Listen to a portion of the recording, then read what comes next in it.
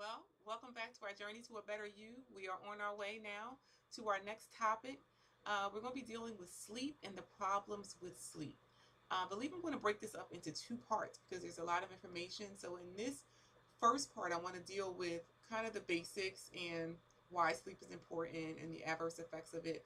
But I want to deal more deeply with the adverse effects of not getting enough sleep in part two, and also getting too much sleep, because you can sleep too much.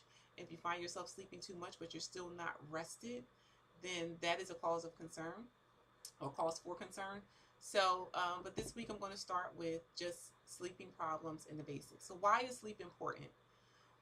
When you sleep, that is a time for your body to begin to heal itself, to restore itself. You have to think all that you do throughout the day, all the energy that you exert. If you get up in the morning, okay, so my day starts at about 4:30. So if I get up in the morning and I'm out the house and I'm working out and I'm talking about maybe doing about 6 or 7 miles, whether power walking or running in the morning, can't run 7 miles. I probably run about three, and then I'll walk the rest, or I'll run walk. But either way, I'm talking about 7 hours, about an hour and 15 minutes of working out, coming in, showering, making a shake. Like, my day doesn't stop from there on out until about what, 9:30 at night. So you talking about then going to work, all that you do at work. You know, you may not be exerting physical energy depending on what you do. If you work in an office, but you may be exerting a lot of mental energy. I work for lawyers, so it's like a lot of, you working for and with people, so you're having to think for them, remember things that you need to do for them, and reminding them of things that they need to do. All of that just exerts your energy. I know that most of the time when I come home, it's like I need to just decompress. Like, sometimes I don't even need the TV on. Like, your mind exerts a lot of energy. So all of these things you do throughout the day, and just even personal situations and things that you're dealing with and interacting with people and driving in traffic and sitting in traffic, and all of these things take from you. I kind of liken it to I thought, when I was thinking about this, I thought about a car battery, and I thought about a recent trip a couple months ago to DC, where we went down, and so there were four of us in the car, and everybody had their phones plugged in. So the kids had their phones plugged into the USB cord, so they're pulling from the battery. Our phone is plugged in. We have the radio on. You have the air on, and the car is running. We left the car on, left the kids in to run and do something, turned the car off for something, went to turn the car back on, the battery was dead. Because we were pulling and pulling and pulling, and we're pulling all this energy. And it's almost the same thing with your body. You're exerting all this energy. So when you sleep, that is a time that your body restores, rejuvenates itself. In my narrative, I have a good night's rest is critical for good health. Sleep is a time for your brain and your body to rest and recover from the daily stresses from our normal everyday routines, such as simply breathing, thinking, engaging in emotions, physical activity. All of these exert energy, which impacts the mind and body. Sleep is our body's way of rejuvenating and restoring itself. If sleep is cut short, the body does not have time to complete all of the phases needed for muscle repair, restoration, and energy levels, memory consolidation, and release of hormones regulating growth and appetite. Then we wake up less prepared to concentrate, make decisions, or fully engage in school or social activities or work, and things like that.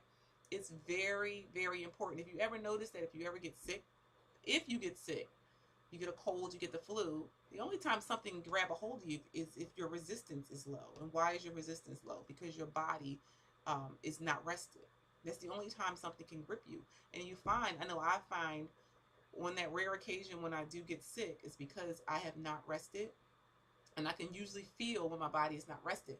But I find if I sleep and get a good night's rest, or stay home from work and just sleep all day, the next morning I can wake up, I can feel so much better, because my body just needed that time to restore. You have to take time out to restore your body. So the other question that comes up is, well, how much sleep do you need? The amount of sleep that you need varies depending on your age and your lifestyle. Um, Younger, like teenagers and so forth, and I think the ones that are early, like high school kids and so forth, need more sleep because their bodies are still growing and developing. adolescents, younger children, as they're growing, your body grows when you sleep. The older you get, you've reached your peak in growth, but you do need sleep to restore, but you don't need as much. And also your lifestyle. I do not need a lot of sleep. I'm just, for some reason, built that way. I wish I was a person. I envy people that tell me they slept in till 10. I have no idea what that's like. I, I only need 5 to 6 hours sleep before I'm done. I can't sleep past that point. Um, it doesn't matter what time I go to bed. Even if I wake up and I'm tired, my body wakes up automatically. Some people need more though, so it all depends. And how you determine what you need is how you feel when you wake up. If you sleep 6 hours but you're still tired, then your body may need more sleep, or you have to consider what you're doing to decrease your like the adverse things that you may be doing that may be impacting your sleep. Like what time are you going to sleep? What are you doing before you go to sleep? What are you eating throughout the day? Your diet, all of that impacts it. But if you know that you eat relatively clean, you go to bed at a decent hour and you're still not sleeping, you may be a person that does not need a lot of sleep. Now, if you sleep 9 hours and you wake up and you feel great, then you're a person that needs a lot of sleep. As long as you eventually do feel refreshed. Um, another question was, another thought was about sleep stealers and things that steal your sleep and steal your rest, that impact your rest. And those things were psychological factors, which the most common is stress. It could be your job, it could be your relationship, it could be kids, it could be just not knowing how to release things. And depending on what it is, then you may need to find a way to deal with those things so that you can sleep better and you can release them and not go to bed weighed down with all of those things. Another is lifestyle stressors. Drinking alcohol or caffeinated beverages late in the day or evening, working out too closely to your bedtime, having an inconsistent schedule, using electronic devices, or engaging in mentally intense activities right before going to bed. So it's like I try not to be on the computer or on my phone before I go to sleep.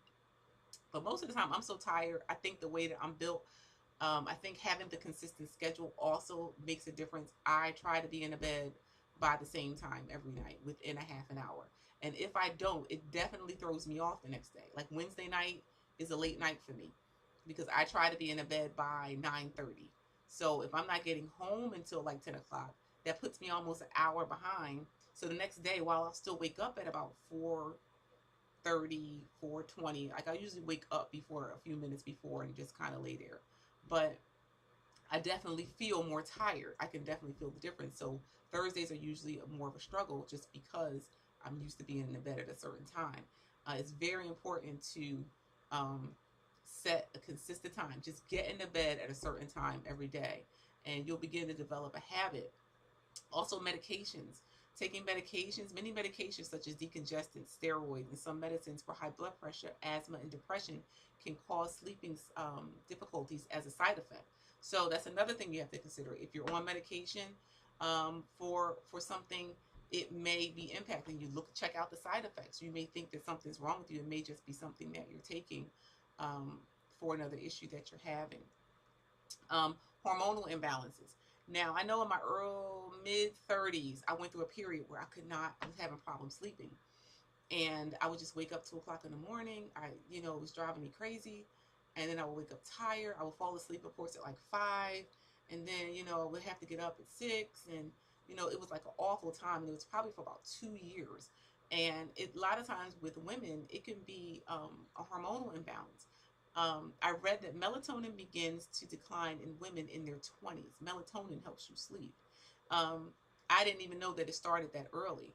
And I think I was talking to someone that's in their late 20s or early 30s that was telling me that they were having these sleep problems. I told them it could be a few things. It could be stress. But I just found out about this thing with melatonin. Decreased estrogen and progesterone, causing the onset of perimenopause and menopause in women in their late 30s and 40s, adversely impacts sleep patterns. So we already know this with women. We go through this thing 30s, 40s, even 50s, because you have perimenopause, which can be your 30s and your 40s, and then actual menopause, which can be your 50s, and some people late 50s, even 60s. It all depends. You have to look at your family history, and it definitely can impact your sleep. So some things we can't always it may be not be something that we're necessarily doing. It's just our body is going through a change. But there are ways to try to remedy and help remedy the situation. Risk factors of sleep deprivity. The risk factors include the usual suspects. If you are not getting enough sleep, it can cause obesity, diabetes, high blood pressure, heart disease, stroke, poor mental health, and even early death. I have to look into why they say early death. Even one night of short sleep can affect you the next day. I'm going to deal with more of this in part two, and I'm going to deal more with why they say it can even cause an early death. Quantity versus quality. While both are important, the amount of sleep varies on the individual basis. We already talked about that. Signs of poor sleep quality: feeling sleepy or tired even after sleeping, repeated broken sleep, waking up during the middle of the night, symptoms of sleep disorders such as snoring, sleep apnea, gasping for air.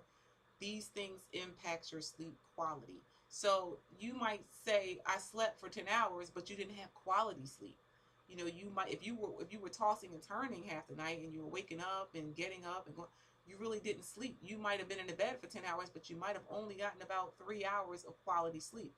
And that's where the trackers come in, sleep trackers. I'm going to talk about that more towards the end. Uh, Better sleep habits may improve the quality of your sleep. If you have symptoms of sleep disorders, such as snoring or being very sleepy during the day after a full night's sleep, make sure you tell your doctor. This is when you go get your physicals every year. You tell your doctor that you're having these problems because it could be a more serious condition. How to improve your sleep. Identifying and minimizing stress factors, consider prayer, meditation, or if necessary, consider therapy. If you have a very stressful situation, something that you're dealing with, you have to find a way to decompress. You have to find an outlet. Um, when I come home from work, like I said before, when it's been a really stressful day, I don't need like the TV on. I just like peace. You know, it's like nice and quiet. I don't need anything on. I don't even need the lights on. You know, and sometimes I need to just sit for like a half an hour and just relax. You know, just get a bottle of water and sit on the sofa, put my feet up, and just chill out.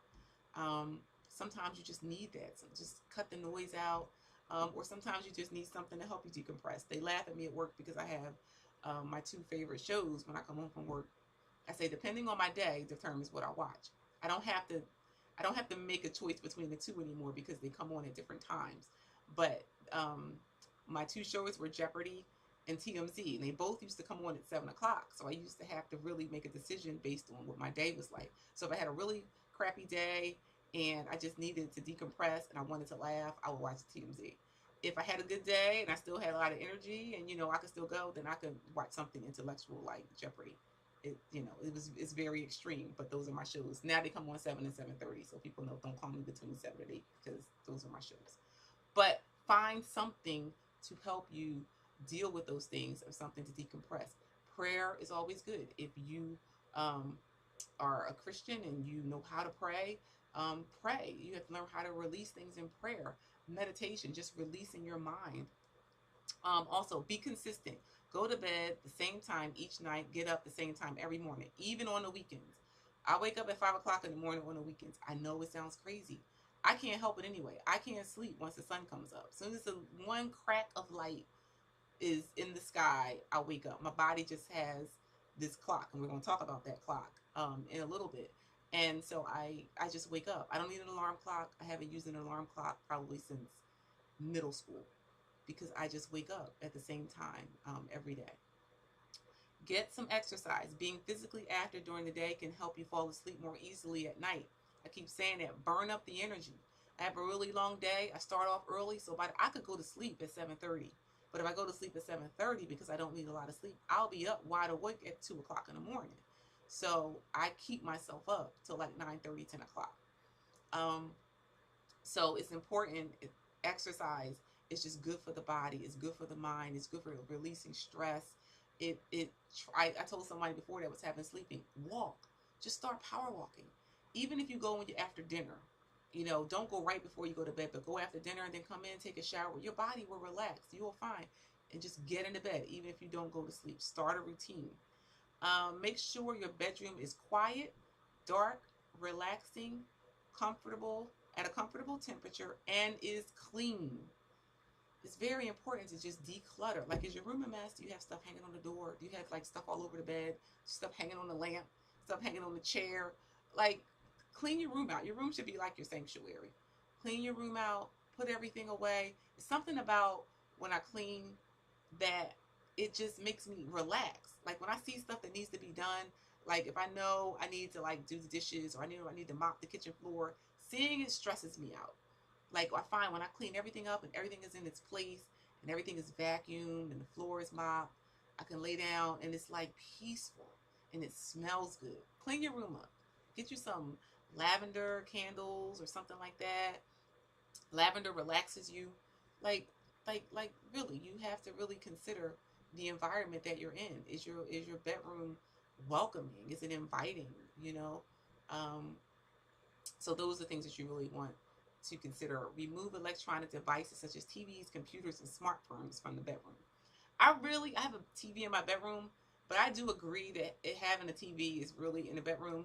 The bedroom should be for sleeping. It should be for your bedroom. It shouldn't be like, I most of the time I watch TV in the living room.